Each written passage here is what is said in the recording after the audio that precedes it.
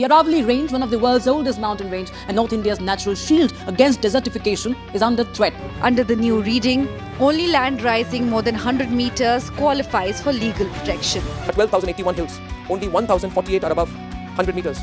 90% of the Aravallis in Rajasthan can now be turned into golf courses. Rajasthan से लेकर दिल्ली तक कुछ ऐसा होने लगा जो पिछले कई सालों में नहीं हुआ।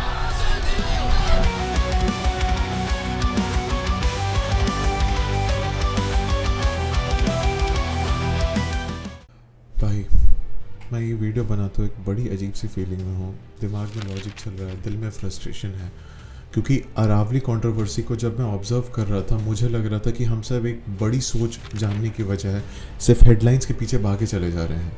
और मुझे डर लग रहा है कि अगर हम लोग इसको डीपली समझेंगे नहीं तो फ्यूचर में आने वाले प्रॉब्लम्स के खिलाफ हम लोग तैयार नहीं होंगे। ये ना केवल हमारे हेल्थ, हमारा फ्यूचर, बल्कि हमारे पैसे पे भी इम्पैक्ट करेगा। तो इस वीडियो को एंड तक देखते रहो, क्योंकि मैं तुम्हें वो बातें बताने वाला हूँ जो शायद न्यूज़ वाले तो कभी बताएंगे नहीं, और जो इन्फ्लुएंसर जो कॉन्फिडेंटली बोल रहे हैं शायद ये बातें उन ज़्यादा रियलिस्टिक लगे और ज़्यादा सेंस बनाए। सोचो एक मोमेंट, तुम्हारा दिन का सुबह कुछ ऐसा, आप सुबह सुबह उठते हो, आप मास्क पहनते हो, आप अपने घर का विंडो सील करते हो, तब भी आप स्क्रीन पे देखते हो AQI 450 पार। फिर आप डॉक्टर विजिट करते हो, एक लंबा चौड़ा मेडिकल बिल आपके हाथ में आता है। दिल्ली में कुछ ऐसा ही हाल है, और अगर अरावली नहीं रहेगा तो पूरे नॉर्थ इंडिया का हाल कुछ ऐसा ही हो जाएगा। और एक फिर सिंपल सवाल, अगर अरावली ही ना हो तो पॉल्यूशन से रिलेटेड हेल्थ प्रॉब्लम्स जो है 2 गुनी या 3 गुनी हो जाए, या फिर ये कंट्रोल में ही ना रहे। कमेंट पर लिखो कि तुम्हारे हिसाब से अरावली का दिल्ली पॉल्यूशन से कितना लेना देना है। मैं पढ़ूंगा सब। चलो सीधे सीधे समझते हैं। अरावली हिल्स एक एंशिएंट माउंटेन रेंज है जो गुजरात से हरियाणा, राजस्थान से दिल्ली तक स्ट्रेच होती है। और ये सिर्फ शो पीस के लिए नहीं है, ये नॉर्थ इंडिया के climate patterns, rain patterns, dust control और वाटर रिचार्ज के लिए बहुत इंपॉर्टेंट है। एक रिसर्च के हिसाब से पिछले 50 से 70 सालों में लमसम 25 से 30% अरावली गायब हो चुकी है, या ये कहें कि इलीगल माइनिंग से गायब हो गई, और अब ये नए रूल्स इसको लीगल कर देंगे। अरावली सिर्फ एक पहाड़ नहीं है, ये एक नेचुरल फायर वॉल है हमारे लिए। अब सोचो ज़रा, अगर तुम जिम जाते हो, जिम का अगर AC ही बंद हो जाए क्योंकि उसका कूलिंग सिस्टम डाउन हो गया है, तो आप जो पहले फ्रेश एयर में वर्कआउट कर रहे थे, आप एक स्टफ पॉल्यूटेड हवा में वर्कआउट करोगे, और फिर AC रिपेयर का कॉस्ट भी आपसे जेब से जाएगा। अरावली भी कुछ ऐसी ही चीज़ है, ये एक नेचुरल AC की तरह काम करती है, और सिस्टम अब इस पर प्राइस लेबल लगा के वैसे ही ट्रीट कर रहा है जैसे कि ये इसके बाप का हो। अरावली पे हम सबका हक है, और ये कोई थ्योरी नहीं है। 2025 की सर्दियों में दिल्ली का AQI 450, 800 से ज़्यादा होता है। WHO के स्टैंडर्ड्स के हिसाब से 50 से ज़्यादा AQI अनसेफ होता है ब्रीदिंग के लिए। हम लगभग उससे 20 गुना ज़्यादा जहरीली हवा ले रहे हैं, और PM 2.5 से तुम्हारे और हमारे लंग्स में जैसे ही घुसते हैं, scientifically respiratory related problems, asthma, lung inflation और हार्ट रिस्क के खतरे बढ़ते हैं। मैं एडमिट करता हूँ, हम सब कभी ना कभी ये मान चुके हैं कि इतने महंगे महंगे हॉस्पिटल बिल हम अफोर्ड नहीं कर सकते हैं, और फिर पॉल्यूशन का खतरा और बढ़ जाए, बच्चे बीमार और पेरेंट्स चिंता में, और फिर आपका बैंक बैलेंस सिर्फ आपके हेल्थ ट्रीटमेंट पे ब्लीड कर रहा है। इससे ज़्यादा फाइनेंशियल ट्रॉमा क्या हो सकता है? WHO के इन्वायरमेंटल रिपोर्ट्स ये बताती हैं कि PM 2.5 के एक्सपोजर से एनुअली मॉर्टेलिटी रिस्क का खतरा और बढ़ता है। रेस्पिरेटरी से रिलेटेड डिजीज 15 से 20% ज़्यादा होने के चांसेस है एज कम्पेयर टू दो cities which has a cleaner airs. Prediabetic asthma से रिलेटेड 30 से 40% ज़्यादा केसेस हैं। और मेडिकल बिल्स, अगर आप क्रॉनिक पेशेंट है तो साल का आपका 20,000 से 1.5 लाख रुपए कहीं नहीं गया। और इंश्योरेंस आपका और प्रीमियम से प्रीमियम होता ही जा रहा है। एक मोमेंट के लिए इमेजिन करो, तुम महीने का 1 लाख रुपए कमाते हो, जिसमें से 50,000 रुपये तुम अपने रेंट और बिल्स में पे कर देते हो, 20,000 रुपये अपने फूड और एसेंशियल में आपके खर्चे हो जाते हैं, 15% जो है आप अपना हेल्थ केयर के लिए बचा के रखते हो। और अगर एक दिन डॉक्टर आके बोले कि रेगुलर पॉल्यूशन में एक्सपोजर के कारण आपके लंग्स में प्रॉब्लम आ गई है और अब आपका ट्रीटमेंट लंबे समय तक चलेगा, ये सिर्फ अब हेल्थ रिलेटेड इशू नहीं रहा, ये तुम्हारे फाइनेंशियल स्टेबिलिटी को भी हिट करता है। और सबसे बड़ी बात, पॉल्यूशन का कॉस्ट हम सब daily life bills, insurance premium और ट्रीटमेंट कॉस्ट जो एक्सपेंसेस हो रहे हैं डायरेक्टली फील कर रहे हैं।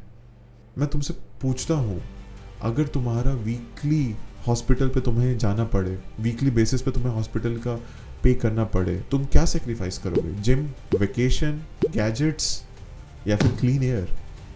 कमेंट में ऑनेस्टली बताओ दोस्तों। और अब थोड़ा लॉजिकल की तरफ आते हैं। सरकार कह रही है अरावली की डेफिनेशन क्लियर हो, बिल्कुल होनी चाहिए, पर सरकार क्या कह रही है? 100 मीटर से ऊपर वाले जो भी हैं वो कंसिडर करे जाएंगे, मतलब जो पहले 10, 50, 80 मीटर की हैं वो सब अनप्रोटेक्टेड कैटेगरी में आ जाएगा। और फिर रूल्स को फ्लेक्सिबल कर दिया जाएगा, इलीगल माइनिंग, एक्सकवेशन और इंफ्रास्ट्रक्चर अप्रूवल्स मिलेंगे। और ये बोलते हैं कि ये सिविलाइजेशन है। सिविलाइजेशन है? ये डिस्ट्रक्शन है। सोचने की बात है, अरावली की सही डिफाइन ना करना हमारे फ्यूचर को कॉम्प्रोमाइज़ करने के बराबर है। और अगर कोई सिस्टम इकोसिस्टम को तबाह करने लगे तो पहले ही सोचना पड़ेगा किसके लिए और किस कीमत पर। आप सबको भोपाल गैस ट्रेजेडी याद है? 1984 में टॉक्सिक गैस लीक हुआ था, कई 100 लोग मरे थे और कई हज़ारों लोग परमानेंटली क्रॉनिक पेशेंट बन गए। जनरेशन्स का हेल्थ इम्पैक्ट वहीं फ्रीज हो गया। और एक एग्जांपल दूं आपको, हाल ही में रत्नागिरी में लक्ष्मी ऑर्गेनिक फैक्ट्रीज जो वहाँ के लोकल वाटर को कंटामिनेट कर दिया, ना केवल वहाँ के हेल्थ और फार्मिंग को बहुत ज़्यादा ही डैमेज दे रहा है। दोनों केस में एक चीज़ तो क्लियर है, system failure is equal to human sufferer. Aravalli के केस में भी एक दिन ऐसा ही होगा अगर हम सब अवेयर नहीं हुए। और हाँ, पॉल्यूशन सिर्फ ये स्टैटिक्स नहीं है, यह एक स्टूडेंट का या एक एम्प्लॉय का डेली लाइफ एग्जांपल ले लो। अगर कोई बच्चा सुबह 8 से 10 बजे बस में बैठता है तो भी वो जहरीली सांस लेता है। शाम को 5 से 6 बजे अगर आप ऑफिस से निकलते हैं, आप बस, ऑटो, रिक्शा या मेट्रो जिससे भी ट्रैवल करते हैं, आप नाइट्रस ऑक्साइड, सल्फर ऑक्साइड और डस्ट जैसी चीज़ें मिक्स होकर आपके फेफड़े में जा रही हैं। और फिर हम सोचते हैं कि हमारा पॉकेट ब्लीड क्यों कर रहा है। और फिर आप रात को घर आते हैं, आपको एसी के बिल्स, एयर फिल्टर के बिल्स। अब आप सोच के बताइए, अगर अरावली जैसा नेचुरल शील्ड कमज़ोर हो जाए तो ये पॉल्यूशन रिलेटेड केसेस और ज़्यादा होंगी या कम होंगी? और मुझे एक बात बताओ, अगर पॉल्यूशन का कॉस्ट तुम्हारे महीने का 20 से 30% के अर्निंग पे जाए, तुम कितना बर्दाश्त करोगे? तुम्हारी सैलरी अगर इंक्रीज़ हो रही है पर तुम्हारा शरीर कोई काम का नहीं बचा, तुम्हारे फेफड़े कमज़ोर हो चुके हैं, क्लीन एयर एक लग्जरी बन चुकी है, क्या ये है हमारी क्वालिटी ऑफ लाइफ? आप कमेंट करो दोस्तों, मैं इस पे वीडियो ज़रूर बनाऊंगा। दोस्तों, मैं ये नहीं कह रहा हूँ डेवलपमेंट गलत है, पर हर कोई चाहता है एक बेटर इंफ्रास्ट्रक्चर मिले, बेटर लाइफ मिले, बेटर अपॉर्चुनिटी मिले, ज़्यादा जॉब्स आए, ग्रोथ आए। पर जब नेचर का लॉजिक ही इग्नोर हो जाए तो डेवलपमेंट सिर्फ एक मार्केट स्लोगन बन के रह जाता है। अरावली कोई फैशन ट्रेंड नहीं है, ये हमारी ब्रीदिंग सिस्टम, वाटर गार्डियन और क्लाइमेट रेगुलेट करने में मदद करता है। और जब अरावली टूटता है तो सिर्फ एक पत्थर और एक पहाड़ नहीं टूटता है, ये आपका फ्यूचर लाइवलीहुड, आपकी फाइनेंशियल स्टेबिलिटी और आपका हेल्थ टूटती है। तो मैं तुम सबसे पूछता हूँ, क्या तुम चाहोगे कि अपना फ्यूचर क्लीन एयर के लिए आप फाइट करो या फिर साइलेंटली बैठे बैठे देखते रहो? अगर तुम सच में चाहते हो कि क्लीन एयर हो, लाइक करो, शेयर करो और कमेंट करो, अपनी फीलिंग्स बताओ।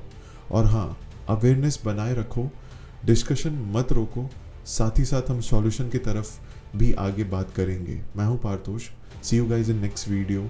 सोच लो गाइज।